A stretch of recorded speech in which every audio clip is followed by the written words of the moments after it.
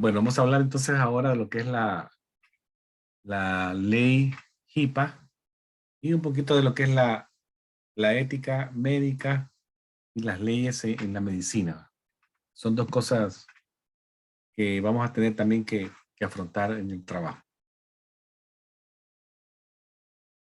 Eh, por ejemplo, lo que es la HIPAA, vamos a ver que es algo que también, como dijimos de la OSHA, que tenemos que aplicar en todos los lugares de trabajo en Estados Unidos. Todos los estados y los territorios americanos exigen el manejo de la información de los pacientes en la base a la HIPAA.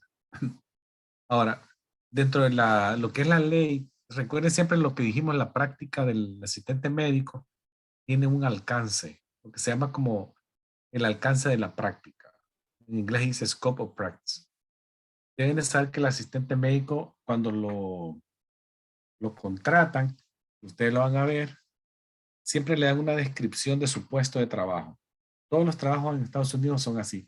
Dan una descripción que es como la generalidad de la posición. Y luego ya van a la parte puntual, escrito general, y después le dan a usted cosa por cosa que va a hacer. Y siempre al final dejan abierta la posición y dicen, y lo que el director o manager estime conveniente. Siempre dejan una salida por si acaso, ¿verdad?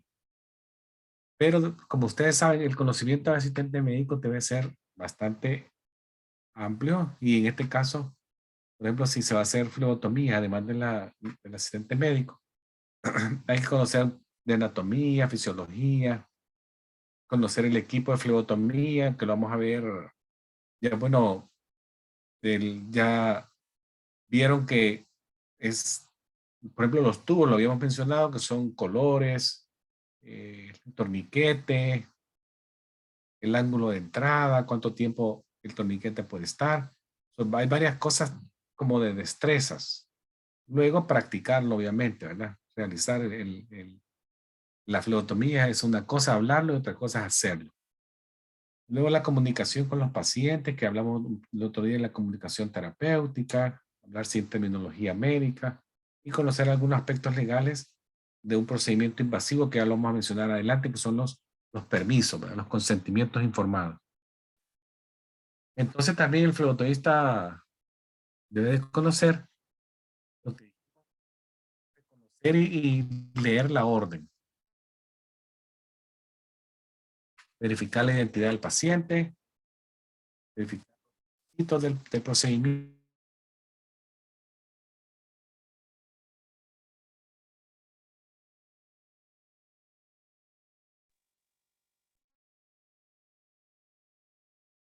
Nunca olviden verificar la identidad del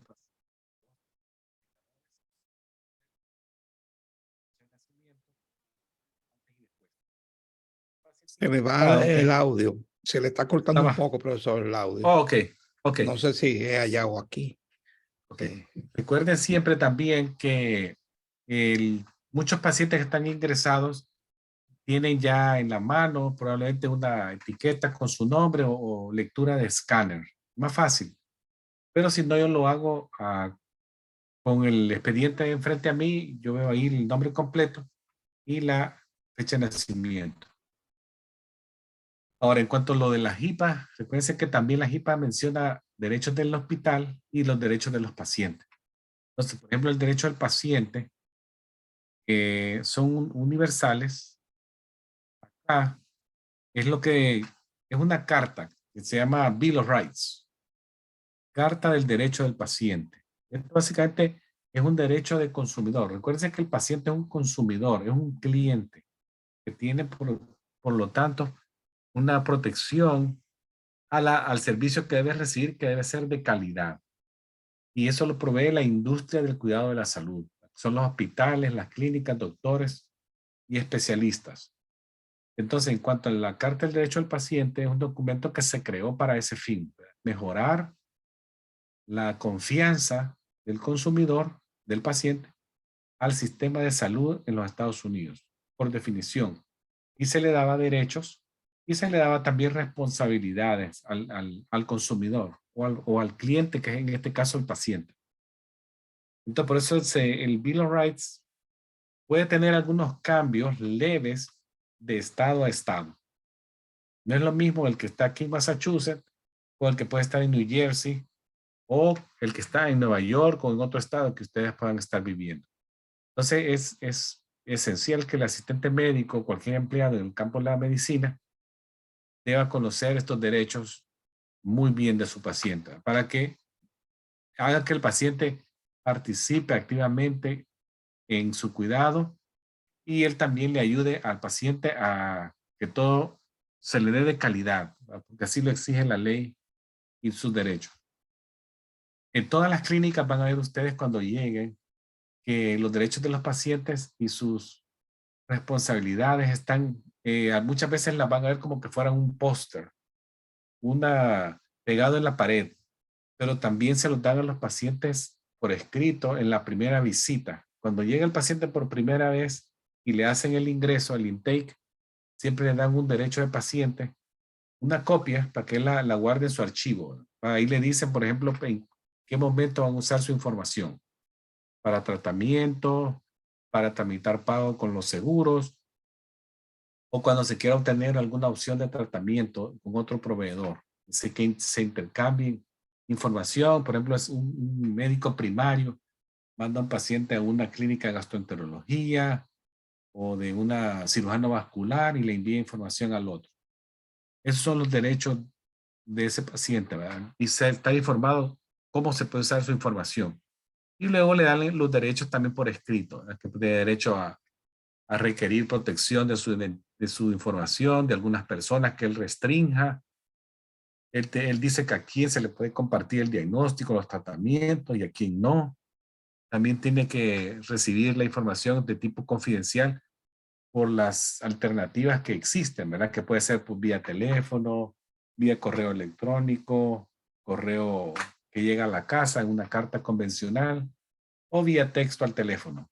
El paciente dice cómo lo quiere. También tiene derecho a recibir copia de su expediente médico si él así lo requiere. Veamos también algunas cosas que los hospitales también se unen a esta protección del derecho del paciente.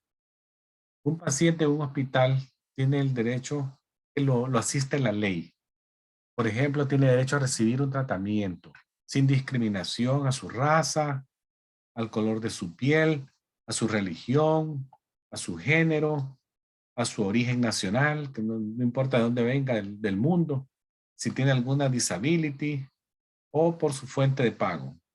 Eso es un derecho de él. También tiene derecho a estar informado del nombre y posición del doctor que lo está tratando. Tiene derecho a que se le informe sobre sus tratamientos y opciones. Y eso se llama información, el consentimiento informado, ¿verdad? Este es un consentimiento voluntario del paciente al proveedor que le está haciendo su tratamiento. La información que se le da debe de tener, de ser posible, los riesgos del procedimiento, los beneficios del procedimiento y si hay opciones de ese procedimiento. Luego el paciente en forma voluntaria, ya sabiendo todo esto, firma una forma y ya es oficial. Se pone fecha y hora y firman los presentes. Otros derechos tiene el paciente.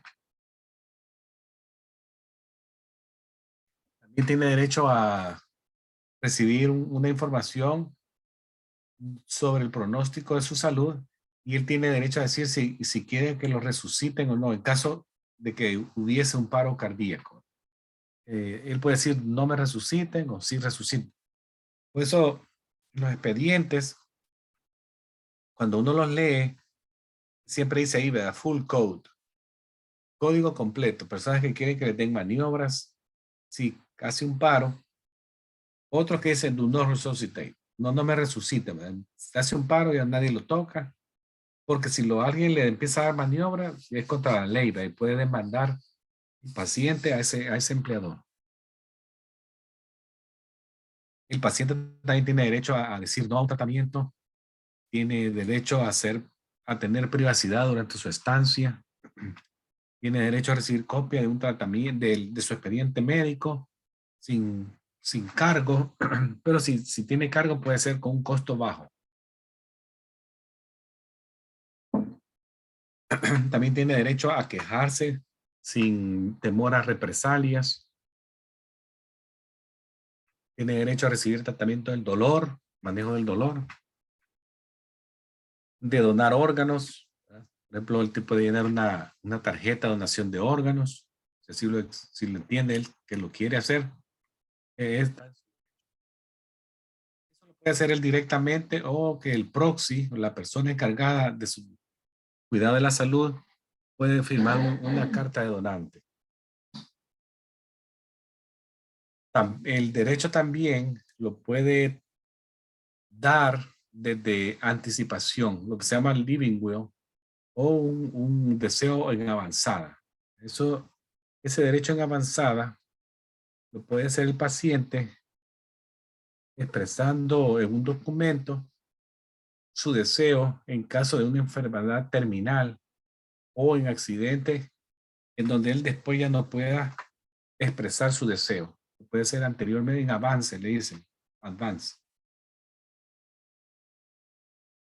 Ahora, en cuanto al manejo de la confidencialidad de la información privilegiada de los pacientes, esto se hace, la HIPAA así lo exige, es un principio ético, ¿verdad? Vital, que se tiene que observar y los asistentes médicos también participan en esto.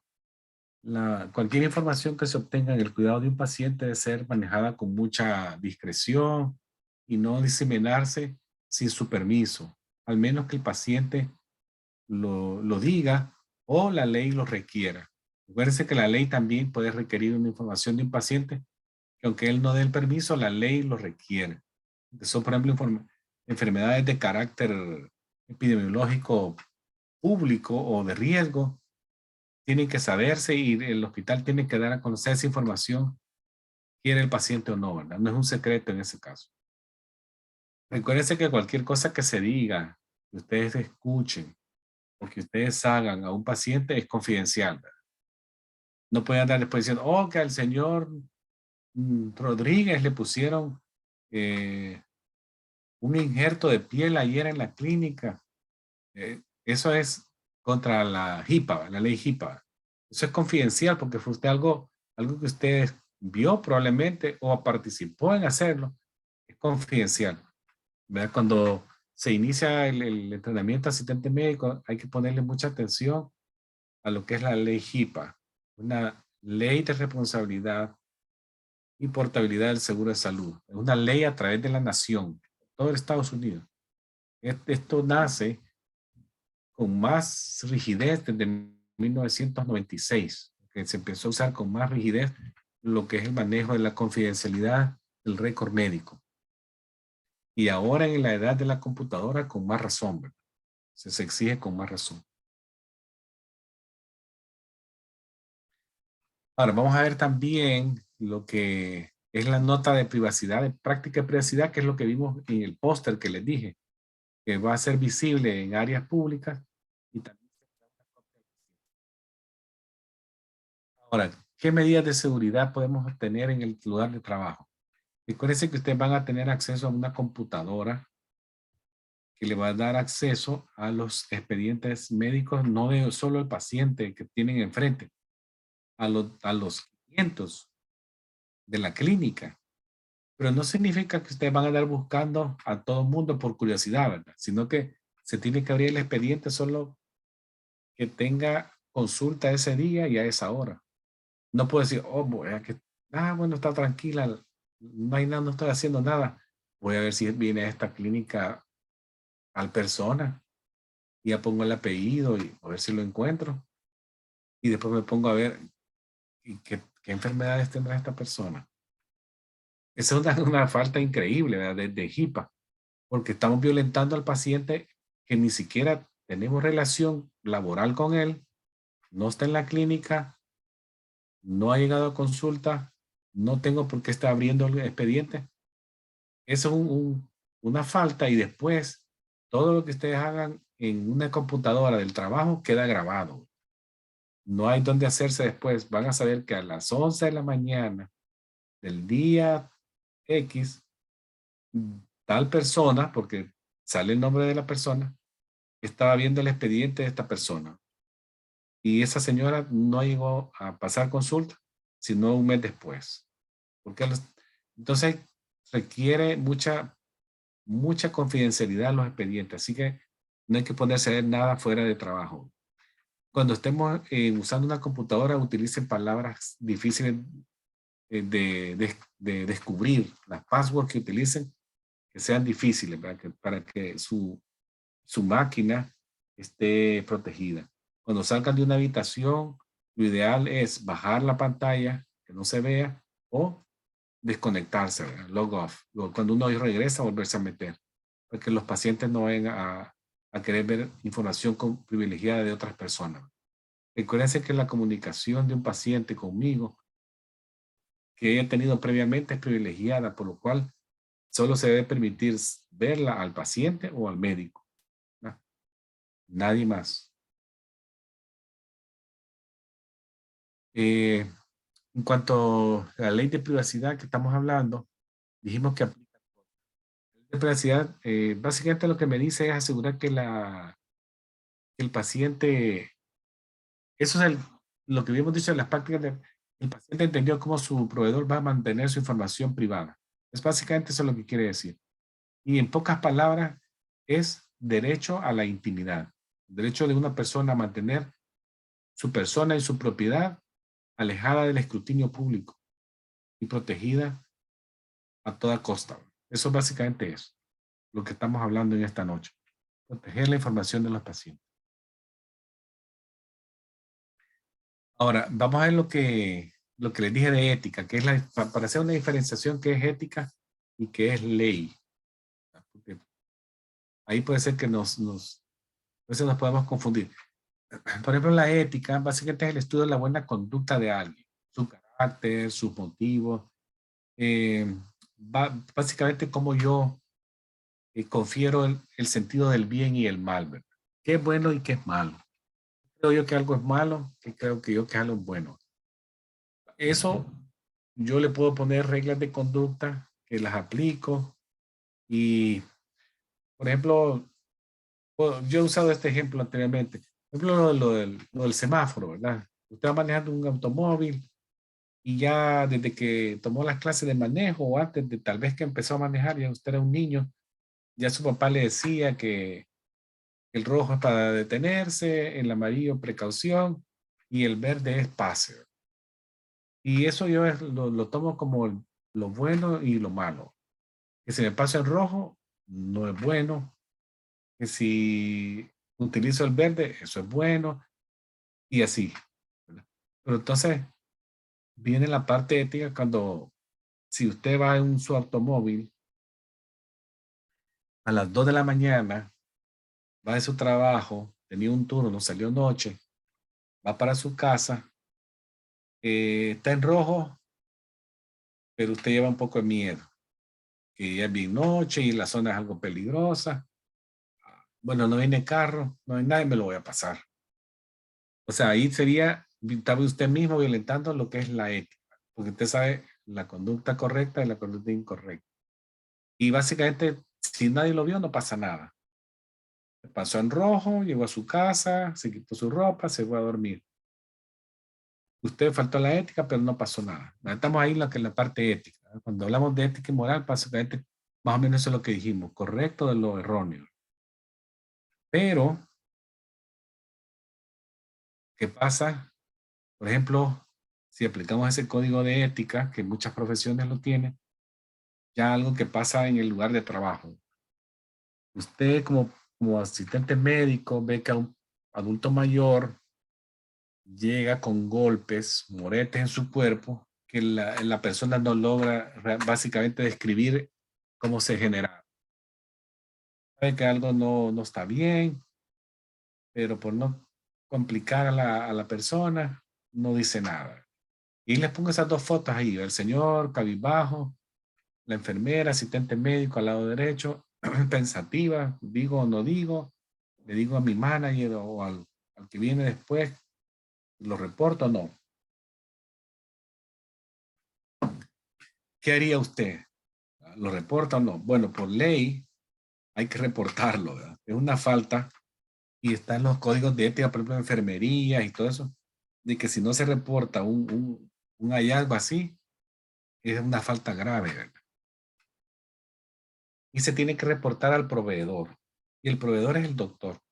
Hasta ahí, yo no voy a ir a que voy a llamar a la policía, no, el proveedor, usted documenta que se le informó al proveedor, ya si el doctor no lo dice, ya básicamente usted ya puso su nota y el proveedor es el que está causando el problema ético y de ley, ¿verdad? Porque es lo que viene después que les voy a explicar.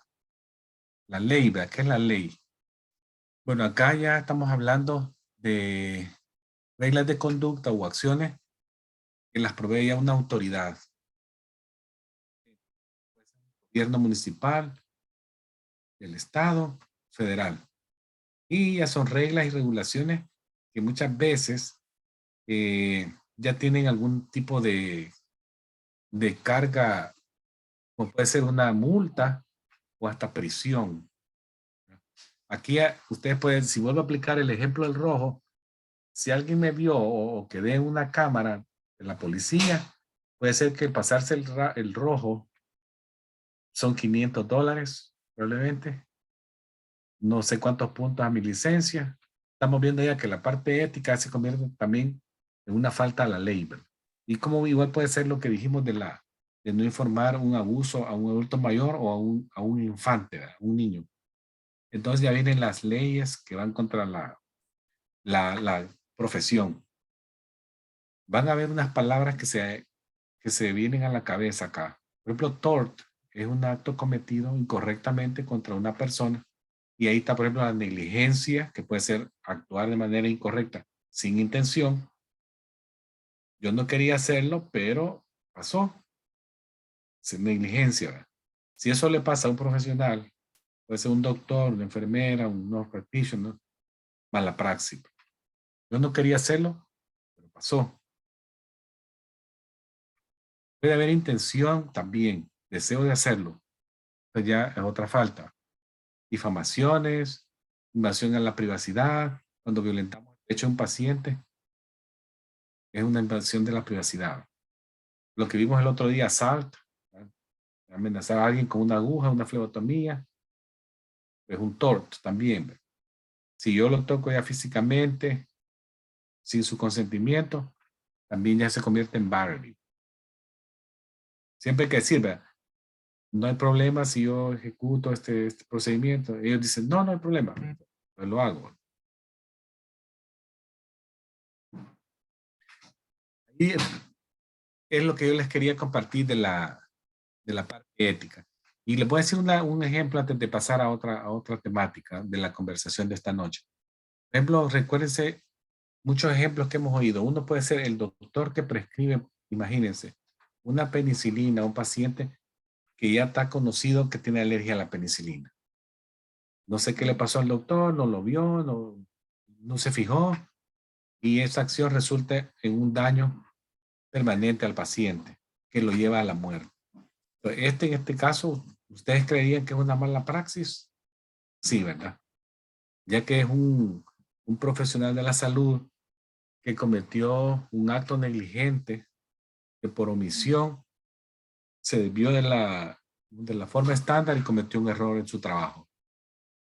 Ahora, vamos a ver los consentimientos informados, ya, que es algo bien, una parte del trabajo de usted va a ser conseguir consentimientos informados. ¿Cuáles son los tipos de que existen? Existen tres, ¿verdad? Uno es el implícito, cuando el paciente decide hacer una cita en su clínica. El expreso, cuando el paciente de forma verbal me aprueba algo, que yo le digo, le voy a realizar una flebotomía. Sí, está bien, expreso. Pero yo no me quedo con esos. Me lo tiene que firmar. Entonces ya se convierte en un consentimiento informado que involucra ya la firma, ¿verdad? Ya le expliqué los riesgos, por qué se lo estoy haciendo, el propósito de lo que lo estoy haciendo. Si hay una alternativa o no, yo se lo digo. y el paciente asumiendo toda esa información de forma voluntaria, me lo firma. Todo profesional de la medicina debe de asegurarse que su paciente entendió y dio un procedimiento informado al procedimiento. Caso contrario, no le meta mano ni se le acerque, ya que sería una violación grande a HIPAA. Por muy menor que sea el acto que se va a hacer, no hay que hacerlo. Y recuérdense también que a pesar de que el paciente ha recibido una orden de un doctor que se le haga una sacada de sangre o una inyección, pero si él dice no, es no, y documentelo. Otra palabra que tienen que conocer ustedes se llama PHI. ¿Y qué es eso? Básicamente PHI es lo que se conoce como información de salud protegida y aquí incluye un montón de cosas. Por ejemplo, ¿cuáles? Su nombre, su dirección, número de teléfono, número de seguro social, su correo electrónico, su número de récord médico, sus beneficiarios de seguro, su cuenta, si hay alguna fotografía suya de cuerpo entero, de cara, de parte de su imagen, algún identificador biométrico, todo eso, características en base a código, PHI, ¿verdad? Y hay que protegerla. Es parte de lo que es la HIPAA, dice, ¿verdad?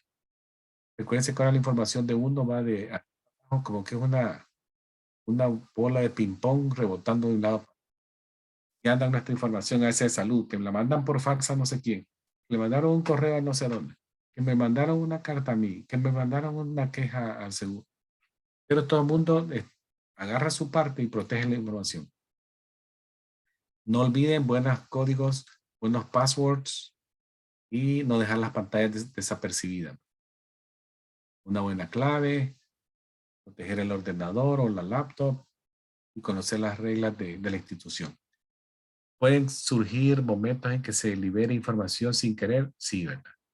Hay personas, por ejemplo, doctores, enfermeras, eh, asistentes médicos, que no se fijan y se ponen a hablar de cosas de pacientes en áreas semi-privadas. El lugar más común donde se violenta información es en el elevador, ¿verdad? Miren esta foto en la derecha que yo la puse hoy. Estos dos hablando con el expediente abierto de alguien y una persona ahí en la par con su teléfono celular oyendo todo el rollo, como dice. Y si vas del primer piso al quinto piso, casi que le van a leer el reporte quirúrgico frente de ella. Son cosas que no se pueden hacer. Hay que poner mucha atención donde estamos, ¿verdad? Porque siempre, cuando uno está con información de un paciente, siempre hay que ver dónde estamos, quién está a nuestro alrededor, qué información puede ser vista o oída, cómo podemos minimizar lo posible la liberación de información sin querer. Esto es bien importante. Es esencial que todo el mundo proteja la información del PHI de los pacientes. Y saber que podemos ser escuchados en cualquier esquina de algún lugar. Puede estar alguien parado, oyendo y se hace un problemón, ¿verdad? Ahora, ya por último, ya estamos terminando la parte final ya. Vamos a ver lo que la HIPAA dice de los niños, del menor, ¿verdad? El derecho del menor. Si el niño vive con sus padres biológicos, son ellos los representantes legales de un niño y los que pueden decidir una conducta médica o quirúrgica. Y ellos pueden ver el expediente del niño con la libertad. Las únicas diferencias son, por ejemplo, hay un término que se utiliza, que ahí probablemente lo está cubriendo un poco la pantalla, que se dice el menor maduro. Es un menor que ya es padre. Y les voy a dar un ejemplo. A veces se ha visto que hay jóvenes de 15 años, los dos, ¿verdad? Los dos de 15 y 16 años, que ya tienen hijos. Y por ser la edad de 15 a 16, ya eso se convierte en ellos en la ley que se llaman menores maduros. Y se convierten como en menores que pueden tomar decisiones por su propia cuenta. Legalmente ya están permitidos a dar consentimiento independiente a sus padres y ponen limitantes a un montón de cosas. Algunos adolescentes también en edad de 10 a 18 sin el ejemplo que les dije, que no estén embarazados ni nada, pueden de manera libre, en condiciones como, por ejemplo, exámenes de enfermedades de transmisión sexual, planificación familiar, el manejo de abuso de alcohol y droga, hacerlo, ¿verdad? Pueden hacerlo.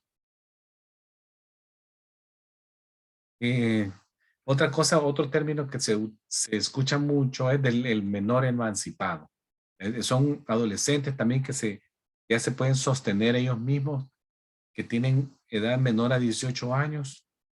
Puede ser que estén, si no casados, ya acompañados con otra persona, o que la corte, un juez les ha dado emancipación temprana, corte, y ya no viven en el hogar con sus padres.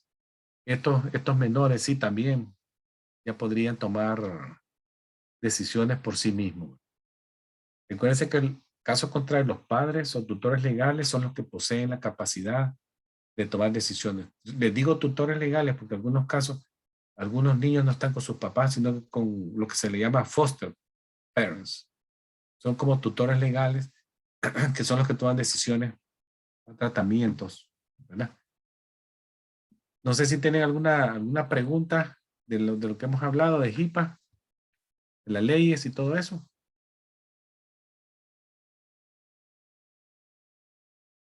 ¿Alguna duda del grupo? Pueden opinar.